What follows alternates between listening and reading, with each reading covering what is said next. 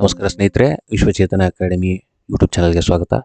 ಸ್ನೇಹಿತರೆ, 56,000 ಹುದ್ದೆಗಳ ನೇಮಕಾತಿ ಪ್ರಕ್ರಿಯೆ ಪ್ರಾರಂಭ ಆಗುವ ಎಲ್ಲ ಸಾಧ್ಯತೆಗಳು ಇವೆ. ನಿಮ್ಮೆಲ್ಲರಿಗೊಂದು ಗುಡ್ ನ್ಯೂಸ್ ಅನ್ಬೋದು ಇದು. ಯಾಕಂದರೆ 3-4 ವರ್ಷ ಆಯಿತು ಯಾವುದೇ ಥರದ ನೇಮಕಾತಿಗಳು ಸರಿಯಾಗಿ ಆಗ್ತಾ ಇಲ್ಲ. ನೇಮಕಾತಿ ಕೂಡ ಆಗಿದ್ದು ಕೂಡ ಕೋರ್ಟ್ನ ಆದೇಶದ ಮೇರೆಗೆ ವಾಪಸ್ ತೊಗೊಂಡಿದ್ರು. ಕೆಲವೊಂದಿಷ್ಟು ರದ್ದೇ ಮಾಡಿ ಹೋಗ್ಬಿಟ್ರು. ಭೂಮಾಪಕನ ಹುದ್ದೆಗಳಂತ ರದ್ದು ಮಾಡಿಬಿಟ್ರು. ಸೊ ಯಾಕೆ ಮಾಡಿದ್ರು ಅಂದರೆ ನಿಮ್ಗೆ ಗೊತ್ತಿದೆ, 50% ರಿಸರ್ವೇಷನ್ ಕೊಟ್ಟಿರಲಿಲ್ಲ, 56% ರಿಸರ್ವೇಷನ್ ಮಾಡಿದ್ರು. ಅದು ಕೋರ್ಟು ತಡೆ ಹಿಡಿದಿತ್ತು. ಸೊ ಹಾಗಾದರೆ ಏನಿದು ಗುಡ್ ನ್ಯೂಸ್ ಇದೆ. ಮತ್ತು ಈಗ ಜನರಲ್ ಕ್ಯಾಟಗರಿಯವರಿಗೆ ಇಲ್ಲೊಂದು ಸಮಸ್ಯೆ ಆಗೋ ಚಾನ್ಸಸ್ ಇದೆ.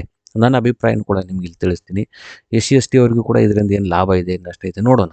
ಅಥವಾ ಓಕೆ, ನೆಕ್ಸ್ಟ್ ಈಗ ಏನಾಗಿತ್ತು, 15% ರಿಸರ್ವೇಷನ್ SC ಅವರು ಇದ್ದದ್ದನ್ನು 17% ಮಾಡಿದರು.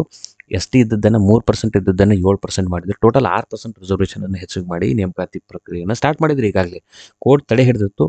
ಸೊ ಅದರಲ್ಲಿ ಏನಾಗ್ಬಿಟ್ಟಿತ್ತು, SCಯಲ್ಲೇ ಕೂಡ ಒಳ ಮೀಸಲಾತಿಯನ್ನು ಕೊಡಬೇಕಾಗಿತ್ತು. ಅಂದರೆ 6%, ಆಮೇಲೆ 5%, ಟೋಟಲ್ 17%. ಅಂದರೆ SC ಪ್ರವರ್ಗ A, SC ಪ್ರವರ್ಗ B, SC ಪ್ರವರ್ಗ C ಅಂತ 3 ಕ್ಯಾಟಗರಿ ಮಾಡಿದರು. ಅದರಲ್ಲಿ ಎಡಗೈ, ಬಲಗೈ ಮತ್ತು ಸ್ಪರ್ಶ ಸಮಾಹಿಗಳು ಅಂತೇಳಿ. ಸೊ ಅದಕ್ಕೆ ಗೊಂದಲ ಉಂಟಾಗಿ ಅದೇ ಸಮಾಜದ ಜನರು ಅದನ್ನು ವಿರೋಧ ವ್ಯಕ್ತಪಡಿಸಿದ್ರು. ಸೊ ಈಗ ಏನಾಗ್ಬಿಟ್ಟಿತ್ತು, ಕೋರ್ಟ್ ತಡೆ ಹಿಡಿದ್ರ ಕಾರಣಕ್ಕಾಗಿ ನೇಮಕಾತಿಯಂತೂ ಸ್ಟಾರ್ಟ್ ಮಾಡಬೇಕಾಗಿದೆ. ಇವರು ಬಹಳಷ್ಟು ಪ್ರೆಷರ್ ಇದೆ, ಬಹಳಷ್ಟು ಯುವಕರು ಹೋರಾಡ್ತಾ ಇದ್ದಾರೆ. ಅದರಲ್ಲಿ ಅವರೊಂದು ಸೊಲ್ಯೂಷನ್ ಏನು ಕೊಟ್ಟಿದ್ದಾರೆ, ಈಗ ಪರಿಶಿಷ್ಟ ಜಾತಿ ಬಲಕ್ಕೆ 5.25, ಎಡಕ್ಕೆ 5.25 ಮತ್ತು ಕೊರಚೆ ಕೊರಮೆ ಸ್ಪರ್ಶ ಸಮಾಜಿಗಳಿಗೆ 4.5% ಕೊಟ್ಟಿರ್ತಾರೆ. ಇಲ್ಲಿ OBC ಅವ್ರದ್ದು, ಉಳಿದ ಜಾತಿಯವ್ರದ್ದು ಯಾವುದೇ ಥರದ ರಿಸರ್ವೇಷನ್ ಬದಲಾಗೋದಿಲ್ಲ.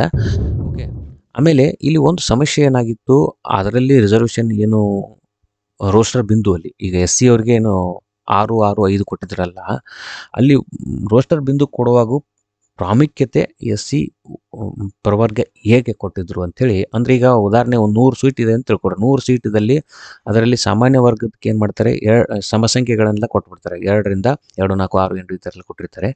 ಇನ್ನು 1, 5, 6, 7 ಈ ಥರ 1, 5, 7, 9 ಇದು ಬೆಸ ಸಂಖ್ಯೆಗಳಿಗೆ ಏನು ಕೊಟ್ಟಿರ್ತಾರೆ, ಈ SC ಮೀಸಲಾತಿ ಅಂತ ಕೊಟ್ಟಿರ್ತಾರೆ. ಆ SCಯಲ್ಲೇ ನೀವು ಮತ್ತೆ ಕೊಡಬೇಕಲ್ಲ, ಡಿವೈಡ್ ಮಾಡಿ.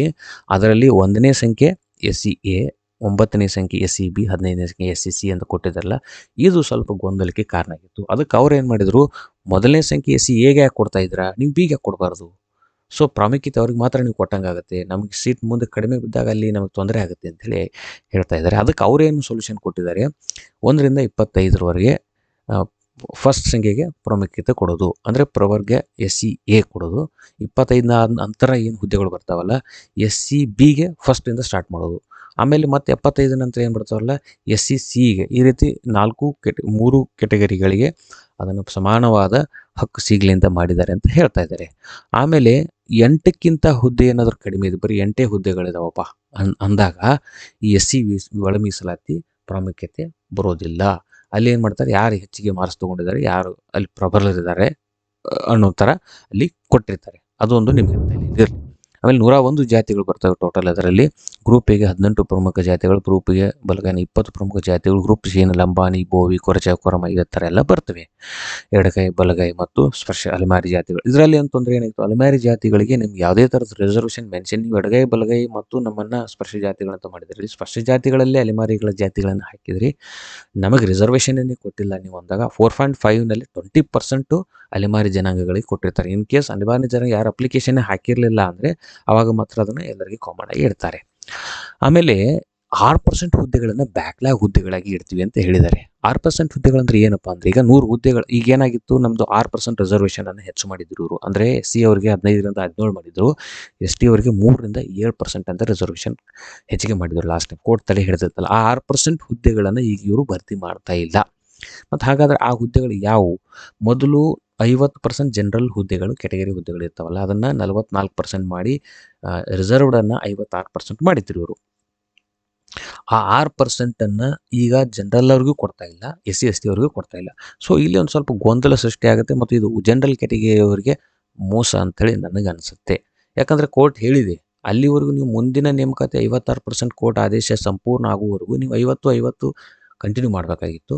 ಸೊ ಅದನ್ನು ರಿಸರ್ವ್ ಇಡೋದ್ರಿಂದ ಇಲ್ಲಿ SC ST OBC ಅವ್ರಿಗೂ ಕೂಡ ಅದೇನು ಲಾಭ ಇಲ್ಲ. ಯಾಕಂದರೆ ಅದು ಎಲ್ಲರಿಗೂ ಕಾಮನ್ ಆಗಿರುತ್ತದೆ. ಜನರಲ್ ಹುದ್ದೆಗಳು ಅಂದರೆ ಅಂದ ತಕ್ಷಣ ಬರೀ ಜನರಲ್ ಹುದ್ದೆಗಳಿಗೆ ಮಾತ್ರ ಇರೋದಿಲ್ಲ. ಅದು SC, ST, OBC ಎಲ್ಲರಿಗೂ ಅದು ಸಮವಾಗಿ ಅದಕ್ಕೆ ಹಕ್ಕಿರುತ್ತೆ.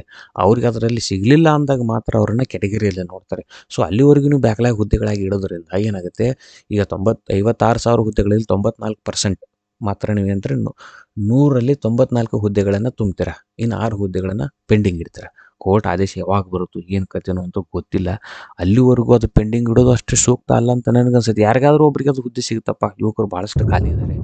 ಸೊ ಅದಕ್ಕಾಗಿ ಇದರಿಂದ ಈ ಒಳ ಮೀಸಲಾತಿ ಸಕ್ಸಸ್ಫುಲ್ ಆಗಲು ಅನೇಕ ಮನವೊಲಿಕೆ ಕಾರಣಗಳನ್ನು ಕೂಡ ಕೊಟ್ಟಿರ್ತಾರೆ. ಈ ಪತ್ರಿಕೆನ ನಾವು ವಾಟ್ಸಪ್ ಗ್ರೂಪ್ ಇದೆ, ಪ್ರತಿ ದಿನ ಹಾಕ್ತಾ ಇರ್ತೀವಿ. ವಾಟ್ಸಪ್ ಗ್ರೂಪ್ ಲಿಂಕ್ ಕೊಟ್ಟಿದ್ದೇನೆ, ಬೇಕಾದ್ರೆ ನೀವು ಇಷ್ಟ ಇದ್ದವ್ರು ಜಾಯ್ನ್ ಆಗ್ಬೋದು. ನಮ್ಮ ಯೂಟ್ಯೂಬ್ ಚಾನಲನ್ನು ಕೂಡ ಸಬ್ಸ್ಕ್ರೈಬ್ ಮಾಡಿ ಇಟ್ಕೊಳ್ಳಿ. ನಿಮ್ಗೆ ಹೆಚ್ಚಿನ ಮಾಹಿತಿ ಏನಾದರೂ ಬೇಕು, ಕನ್ಫ್ಯೂಷನ್ಸ್ ಇದ್ದರೆ ದಯವಿಟ್ಟು ನನಗೆ ಈ ಚಾನಲನ್ನು ಸಬ್ಸ್ಕ್ರೈಬ್ ಮಾಡಿ ಇಟ್ಕೊಳ್ಳಿ. ನಮ್ಮ ವಾಟ್ಸಪ್ ಗ್ರೂಪ್ನಲ್ಲಿ ಕೂಡ ಸಂಪರ್ಕ ಮಾಡ್ಬೋದು. ಈ ಥರ ನಾನು ರೋಸ್ಟರ್ ಬಿಂದು ನಾನೇ ಒಂದು ಕ್ರಿಯೇಟ್ ಮಾಡಿದ್ದೀನಿ. ಈಗ ಉದಾಹರಣೆ ನೋಡ್ಬೋದು, ಇಲ್ಲಿ 1ನೇ ಹುದ್ದೆ SCA ಕೊಟ್ಟರೆ 9ನೇ ಹುದ್ದೆ SCB ಕೊಡ್ತಾರೆ, 15ನೇ ಹುದ್ದೆ SCC ಕೊಡ್ತಾರೆ. ಇವು ಒಂದ್ಸಲ 25 ಹುದ್ದೆ ಕಂಪ್ಲೀಟ್ ಆಯ್ತು ತಿಳ್ಕೊರಿ. ನಂತರ ಇಲ್ಲಿ ಏನು ಮಾಡ್ಬೇಕು, ಸ್ಟಾರ್ಟ್ ಮಾಡಬೇಕು SCB ಅವನಿಂದ ಸ್ಟಾರ್ಟ್ ಮಾಡಬೇಕು. SC ಮತ್ತು ಎಗೆ ಸ್ಟಾರ್ಟ್ ಮಾಡೋದಿಲ್ಲ. ಆ ರೀತಿ ಇದು ಒಂದು ನನಗೆ ಅನಿಸಿದ್ದು. ಸೊ ನಿಮಗೇನಾದರೂ ಹೆಚ್ಚಿನ ಮಾಹಿತಿ ಬೇಕು ಅಂದರೆ ಕಮೆಂಟ್ ಬಾಕ್ಸಲ್ಲಿ ತಿಳಿಸಿ. ಯುವಕರಿಗೆ ಖಂಡಿತ ಇದು ಹೆಲ್ಪ್ ಆಗಲಿ. 94% ಆದರೂ ಹುದ್ದೆಗಳ ನೇಮಕಾತಿ ಆಗಲಿ ಅಂತ ಒಂದು ಸಲ ಅನಿಸುತ್ತೆ. ಅಟ್ಲೀಸ್ಟ್ ಸರ್ಕಾರ 100 ಹುದ್ದೆಗಳನ್ನು ನೇಮಕಾತಿ ಮಾಡೋದು ಉತ್ತಮ. ಯಾಕಂದರೆ ಅದು ಜನರಲ್ಲವ್ರಿಗೂ ಉಪಯೋಗ ಆಗೋದಿಲ್ಲ, SC ST ಅವ್ರಿಗೂ ಈಗ ಸದ್ಯಕ್ಕೆ ಉಪಯೋಗ ಆಗೋದಿಲ್ಲ. ಯಾರಾದರೂ ಮಾಡಲಪ್ಪ, 50% ಮಾಡಿ ನೇಮಕಾತಿ ಮಾಡಿದ್ರು ಕೂಡ ಏನು ತೊಂದರೆ ಇಲ್ಲ. ಎಲ್ಲರಿಗೂ ಒಳ್ಳೆಯದಾಗಲಿ. ಹೆಚ್ಚಿನ ಮಾಹಿತಿ ಬೇಕಂದರೆ ಕಮೆಂಟ್ ಬಾಕ್ಸಲ್ಲಿ ತಿಳಿಸಿ. ನಮ್ಮ ಚಾನಲ್ನ ಸಬ್ಸ್ಕ್ರೈಬ್ ಮಾಡಿಟ್ಕೊಳ್ಳಿ. Thank you very much.